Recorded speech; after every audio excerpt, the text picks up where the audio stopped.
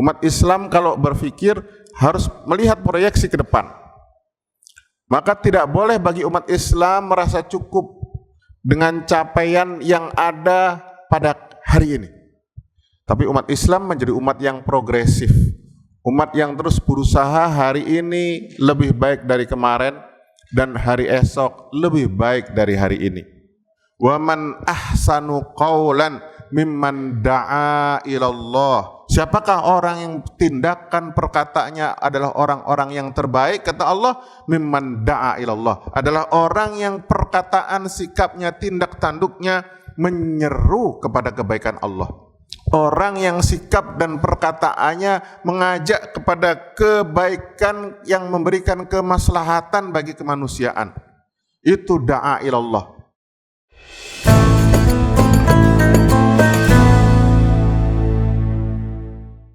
Alhamdulillah, alhamdulillahilladzi manna alaina bifadlihil amim. Asyhadu an la ilaha illallah wahdahu la syarikalah, al-halimul karim.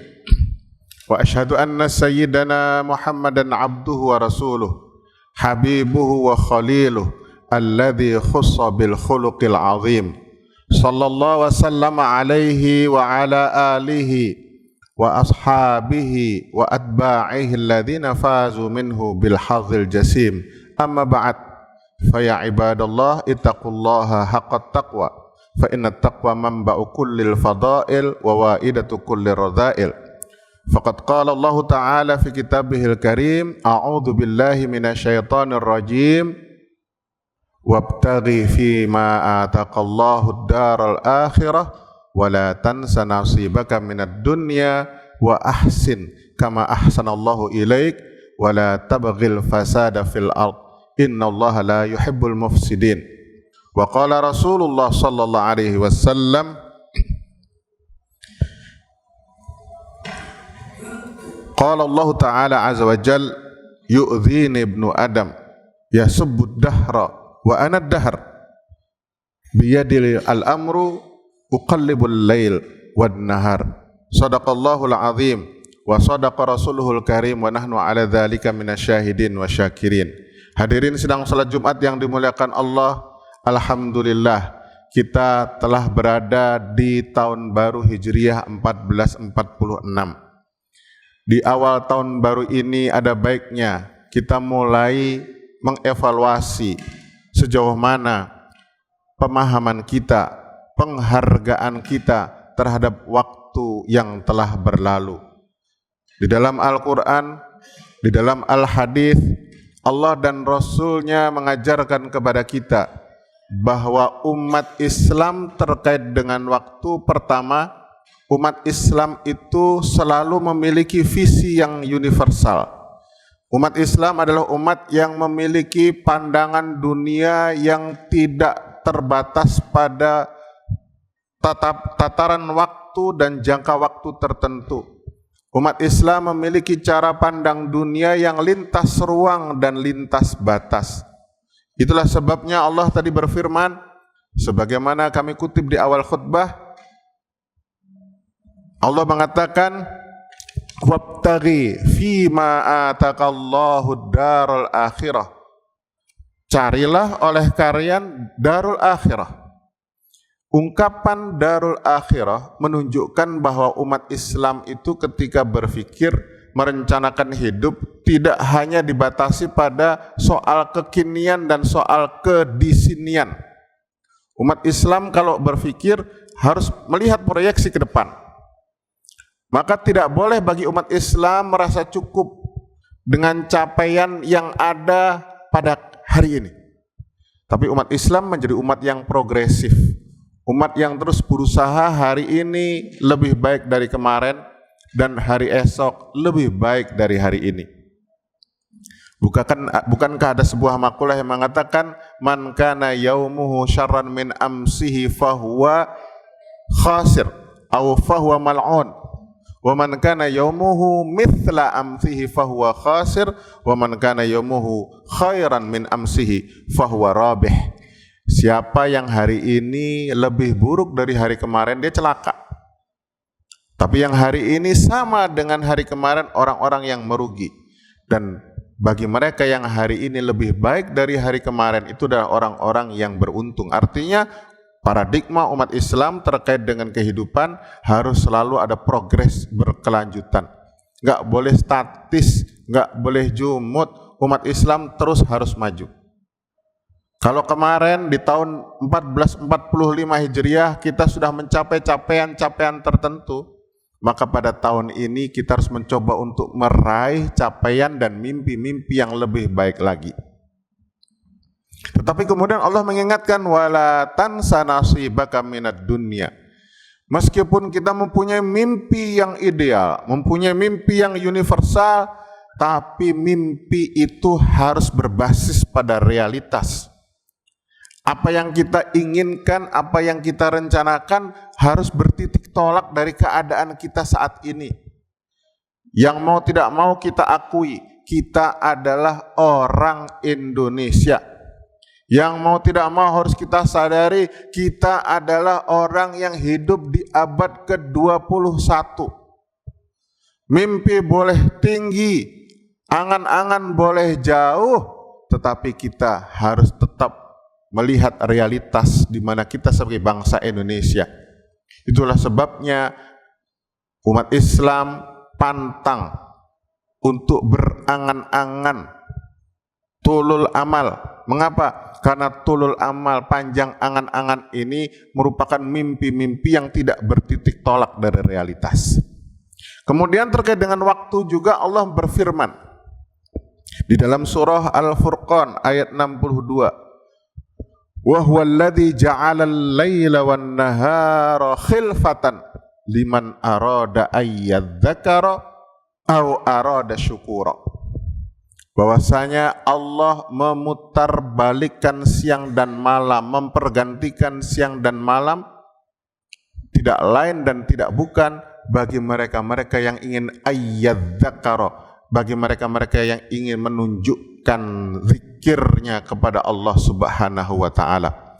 Maka pergiliran waktu, hadirin yang dimuliakan Allah, itu tidak lain dan tidak bukan adalah peluang bagi kita untuk menunjukkan kesadaran kita, kewaspadaan kita, keingatan kita bahwa kita ini senantiasa hidup di atas perintah Allah. Bahwasanya waktu yang kita lalui detik demi detik, menit demi menit, jam demi jam, hari demi hari, bulan demi bulan, tidak lain dan tidak bukan adalah waktu untuk menunjukkan dedikasi kita, waktu untuk menunjukkan kebaikan kita atas nama Allah Subhanahu wa ta'ala. Ingat pada Allah artinya punya kesadaran, punya ingatan untuk menunjukkan keindahan Allah di dalam kehidupan. Allah itu jamil, yuhibbul jamal. Maka kalau kita ingat Allah itu jamil, Allah itu yuhibbul jamal, maka mau tidak mau hidup kita, sikap tindak tanduk kita, perkataan kita harus menunjukkan hal-hal yang jamil. Jangan sampai kita ingat Allah itu jamil, tapi kelakuan kita tidak ada keindahannya sama sekali. Jangan sampai kita menyadari, tahu Allah itu indah, tapi ungkapan bahasa kita, sepak terjang kita tidak pernah menunjukkan aspek-aspek keindahan. Maka menzikiri Allah, mengingat Allah, waspada, sadar tentang Allah tercermin dalam realitas kehidupan kita. Mampukah kita menunjukkan keindahan Allah itu dalam setiap aspek kehidupan kita? Yang kedua, waktu diberikan oleh Allah silih berganti siang dan malam, au arada syukura, bagi mereka-mereka yang ingin berterima kasih kepada Allah. Maka di sisi yang lain, kita di samping zikir, maka hidup ini isinya harus syukur. Bagaimana konsep dan bagaimana implementasi syukur atas silih bergantinya waktu yang kita lewati dalam kehidupan ini? Mensyukuri karunia Allah artinya memanfaatkan apa yang sudah Allah berikan kepada kita demi menciptakan kemaslahatan dan kemanfaatan. Allah memberikan kita akal, mensyukuri karunia akal dengan cara mengembangkan potensi akal kita, dengan banyak belajar, dengan banyak menuntut ilmu, dengan banyak berusaha untuk menciptakan inovasi-inovasi, berpikir kreatif, berpikir inovatif untuk mengembangkan kehidupan umat manusia, untuk memelihara dan mengembangkan alam semesta. Allah menciptakan air. Air harus kita syukuri. Dengan cara apa? Dengan cara memanfaatkan air tersebut dengan cara yang bijak. Dengan cara memanfaatkan air tersebut untuk kebaikan umat manusia. Dan banyak sekali karunia-karunia Allah yang harus kita syukuri dengan tindakan, dengan sikap yang ujung-ujungnya akan memberikan kebaikan kepada sesama manusia dan sesama ciptaan Allah. Ingat, kebaikan kita tidak hanya terbatas kepada sesama manusia, tapi kebaikan kita juga harus melimpah kepada sesama ciptaan Allah. Pohon-pohon di sekitar kita harus merasakan kebaikan kita. Binatang di sekitar kita harus merasakan kebaikan kita. Lingkungan alam di sekitar kita harus merasakan kebaikan kita, karena kita ini harus mengikuti risalah Rasulullah menjadi rahmatan lil alamin, menjadi rahmat bagi alam semesta. Terkait dengan itu, hadirin yang dimuliakan Allah, di dalam surah Al-Qasas tadi Allah mengingatkan, ahsin kama ahsanallahu ilaik. Selanjutnya, dalam rangka mengisi waktu yang sudah Allah berikan guna kita berzikir dan bersyukur, maka kita harus mampu membuat ihsan. Kita harus mampu berlaku ihsan di muka bumi ini. Apa itu ihsan, hadirin yang dimuliakan Allah? Ada beberapa penjelasan ihsan yang khatib temukan di dalam Al-Quran. Misalnya di dalam surah Al-Qasas tadi Allah mengatakan, ahsin kama ahsanallahu ilaik wa la tabghil fasada fil ard innallaha la yuhibbul mufsidin. Maka orang-orang yang berlaku ihsan adalah orang-orang yang mampu untuk mencegah terjadinya kerusakan di muka bumi. Kerusakan ini berbagai macam. Ada kerusakan moral, ada kerusakan ekonomi, ada kerusakan politik, ada kerusakan ideologi, ada kerusakan cara berpikir. Orang Islam yang berbuat ihsan harus mampu menciptakan perbaikan-perbaikan dimanapun dia berada. Bahkan Allah mengingatkan, waman ahsanu dinan mimman aslama wajhahu lillah wa huwa muhsin. Siapakah yang lebih baik beragamanya dibandingkan orang yang sudah memasrahkan dirinya kepada Allah kemudian dia berbuat ihsan? Maka berbuat ihsan merupakan bagian dari indikator keberagamaan yang paling baik. Kalau kita belum mampu mewujudkan kebaikan atas nama agama bagi orang lain, belum bisa menciptakan kebaikan atas nama agama bagi lingkungan kita, maka jangan-jangan beragama kita belum beragama yang baik. Kemudian yang kedua, pengertian ihsan adalah membangun visi kemanusiaan, menciptakan kebudayaan. Budaya adalah hasil cipta, rasa, dan karya manusia. Orang yang berbuat ihsan adalah orang yang sibuk untuk berkarya dengan pikirannya, dengan rasanya, dengan kemampuan menciptanya, berkarya dan berkarya untuk memberikan hal-hal yang berkontribusi positif bagi kehidupan. Allah berfirman misalnya di dalam surah Fussilat ayat 33, "Waman ahsanu qawlan mimman da'a ilallah wa amila salihan wa qala innani minal muslimin." Siapakah orang yang paling baik perkataannya? Ingat, kalau Allah menyebutkan kata-kata perkataan bukan berarti itu hanya sekedar berhenti pada perkataan, tapi perkataan pasti dibarengi dengan sikap. Siapakah orang yang tindakan perkataannya adalah orang-orang yang terbaik? Kata Allah, mimman da'a ilallah, adalah orang yang perkataan, sikapnya, tindak tanduknya menyeru kepada kebaikan Allah. Orang yang sikap dan perkataannya mengajak kepada kebaikan yang memberikan kemaslahatan bagi kemanusiaan. Itu da'a ilallah. Da'a ilallah artinya menyeru kepada kebaikan alam semesta. Da'a ilallah artinya menyeru kepada visi untuk menyebarkan rahmatnya Allah di muka bumi. Da'a ilallah artinya visi untuk menyebarkan ridha Allah di muka bumi ini, menyebarkan kebaikan-kebaikan Allah di muka bumi ini. Dan kemudian di samping kita hanya menyebarkan kebaikan, tetapi kemudian dibarengi wa amila sholihan, dan berkreasi, menciptakan budaya, menciptakan peradaban, menciptakan kebaikan-kebaikan, meninggalkan warisan kepada generasi yang akan datang. Itulah sebabnya umat Islam harus berpikir, apa yang saya tinggalkan berupa kebajikan-kebajikan kepada generasi selanjutnya. Yang keempat, ihsan bermakna empati sosial, sikap tidak reaktif dan berlapang dada.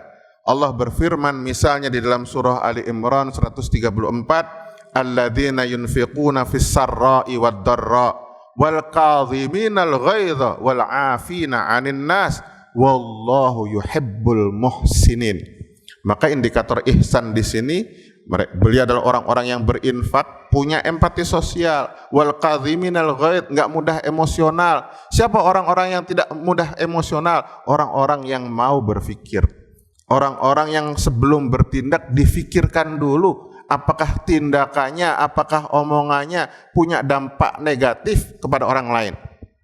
Wal afina 'anil nas, orang yang berlapang dada, mudah untuk memaafkan, mudah untuk menerima apa yang dilakukan oleh orang lain walaupun mungkin salah, tapi kelapang dadaan itu kemudian memberikan energi positif bagi orang-orang dan bagi lingkungan yang ada di sekitarnya. Dan yang terakhir, hadirin yang dimuliakan Allah, ihsan mengarah kepada makna komitmen berbangsa, komitmen untuk merawat dan membangun negeri di mana kita berada. Allah berfirman misalnya di dalam surah Al-A'raf 161, wa idh qila lahum uskunu hadhil qaryah wa kulu minha haitsu syi'tum wa qulu hittah wadkhulul baba sujada naghfir lakum khati'atikum sanazidul muhsinin. Orang-orang yang berbuat ihsan, orang-orang yang muhsin adalah orang-orang yang mampu untuk menciptakan ketenangan, kedamaian di negeri di mana mereka berada.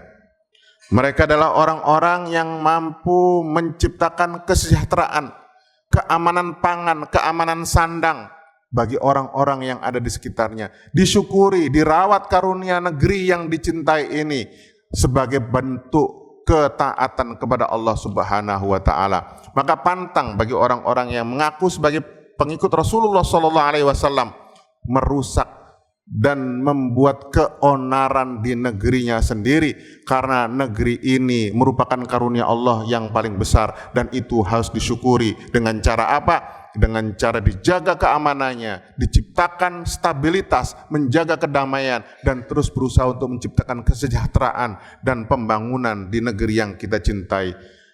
Mudah-mudahan khutbah yang singkat ini dapat memberikan inspirasi bagi kita semua. Barakallahu li wa lakum fil Qur'anil azim wa nafa'ani wa iyyakum bima fihi minal ayati wa dzikril hakim wa taqabbala minni wa minkum tilawatahu innahu was-sami'ul alim wa qul rabbighfir warham wa anta khairur rahimin.